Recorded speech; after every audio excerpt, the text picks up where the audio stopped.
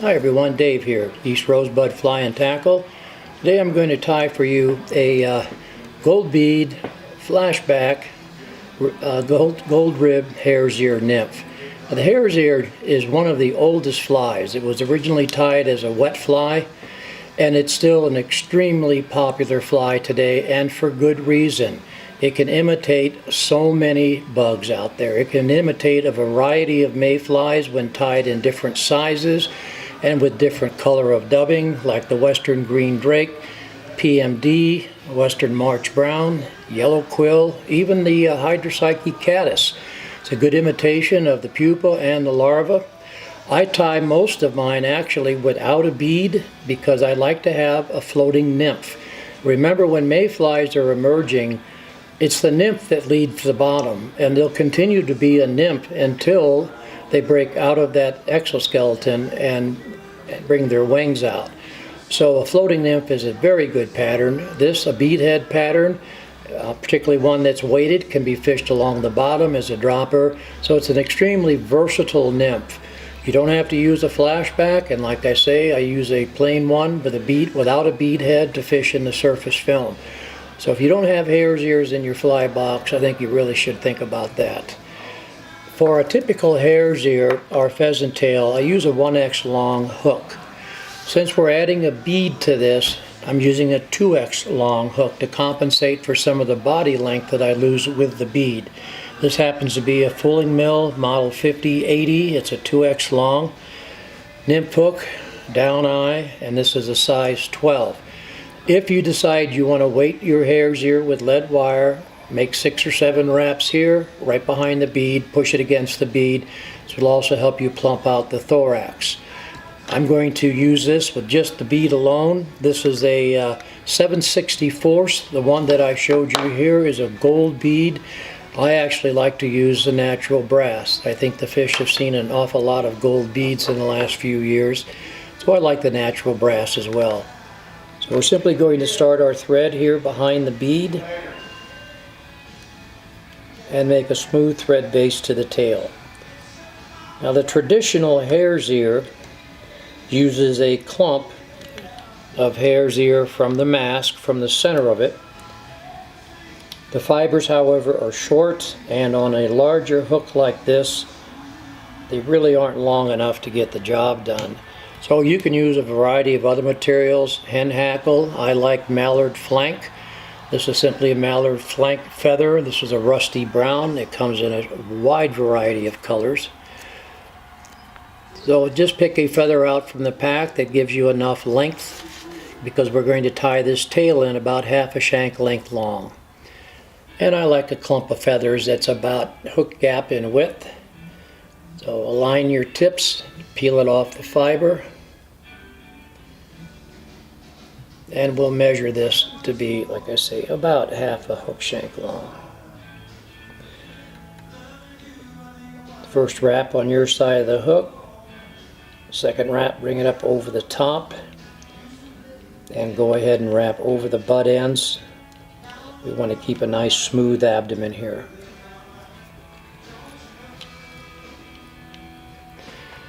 All right. For the ribbing, I'm going to use a material that a lot of people haven't even heard of, much less use, but this is called French tinsel. This is oval gold tinsel. This happens to be in the small size. We do carry it here in the shop. It's not quite as strong as wire, but it's a little thicker, and I like the effect of it a little bit better.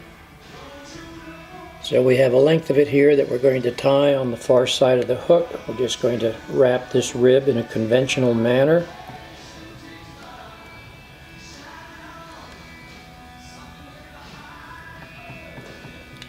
Now for the flash on this, you can do a couple of different things. Some people like the flash just on the wing case. I like to use this Opal Mirage tinsel, and I tie it over the abdomen. Comes in small, medium, and large. I'm using the medium for this particular fly. The tinsel is typically trapped underneath the cap, but I advise you not to use that because every piece of tinsel you trap under that is ruined. So I just use a piece of rubber band to keep it from unspooling. So I have a section here.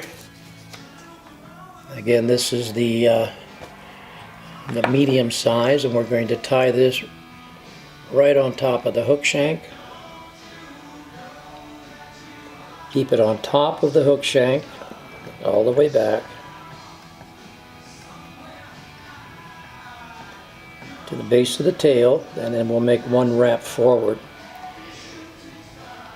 You can use a variety of colors of dubbing for the Hares Ear Nymph. Typically the abdomen dubbing is lighter than the thorax. This is just hare's ear dub that I've taken off the hare's mask myself.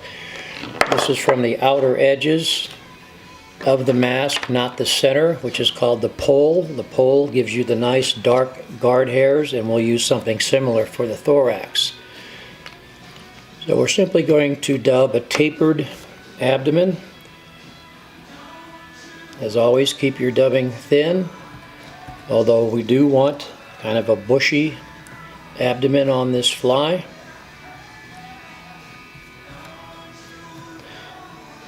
This hare's ear, when wet, helps the fly to sink, but it also helps to trap air bubbles when you're using it as a floating nymph.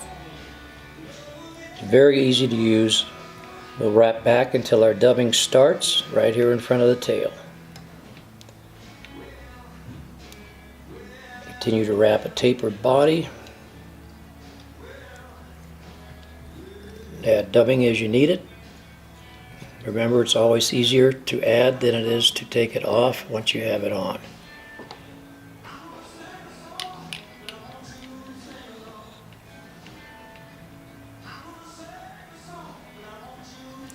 And we're going to bring this abdomen up about 2/3 of the way up the hook. A common error I see when tying this fly is people don't make the abdomen long enough, and I'll show you the reason why when we do the thorax.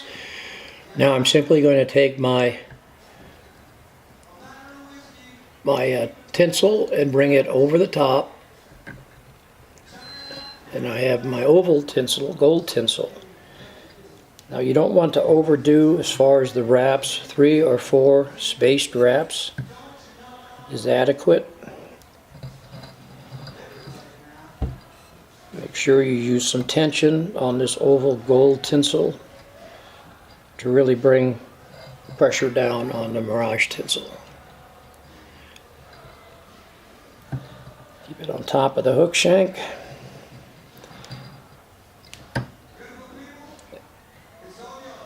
And wrap it to where your thread is. Then we'll take several wraps here. Tie off both materials at the same time.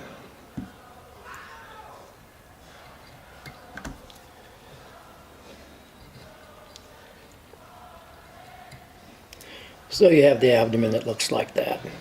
Now it's important anytime you have a wing case on a nymph to make sure you bring your thread back over the abdomen to tie in your wing case. If you don't, when you bring your wing case forward, you're going to end up with a crack there that has no dubbing and no wing case.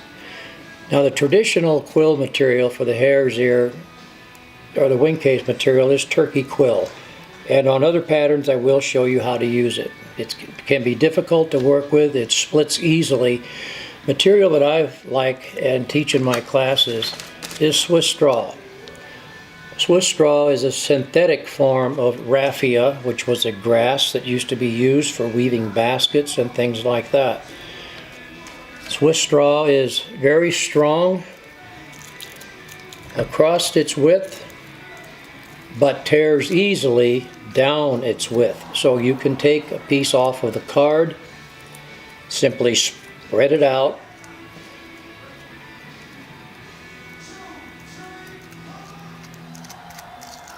and you can simply tear off whatever width that you want. It tears in the long axis very easily. I like Swiss straw, one, because it's durable.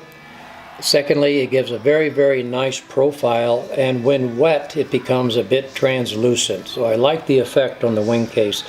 We want to make sure your Swiss straw is about hook gap width. We want to make sure this encompasses the top. Using a soft wrap, we'll bring it all the way around the top and tie it forward. Now for the thorax, you can either use the darker hare's ear dubbing. I like to use this natural black squirrel fur. It's very spiky because we're going to want this thorax to also simulate some legs. And I'm going to dub back towards the wing case and then back forward because I want a thick abdomen,